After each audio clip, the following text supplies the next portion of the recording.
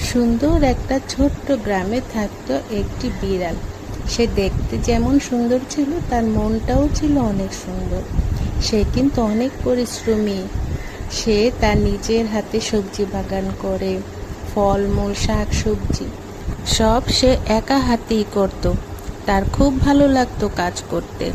একদিন হলো কি, বাগানের এক পাশে একটি খরগোশ অসুস্থ হয়ে পড়ে আছে। সে তখনই ভাবলো, না, আমাকে এই খরগোশটিকে অবশ্যই বাঁচাতে হবে। সে দৌড়ে খরগোশটিকে নিয়ে তার বাসায় বিছানার উপর সুন্দর করে শুয়ে দিল। তখনও খরগোশটি তাকিয়েছিল। সে দেখছে, আহারে, খরগোশটি তো অনেক অসুস্থ, তার খাবার দরকার। সে নিজের বাগানে তাজা গাজর এনে আর সবজি দিয়ে খুব সুন্দর করে একটি মজাদার স্যুপ রান্না করলো।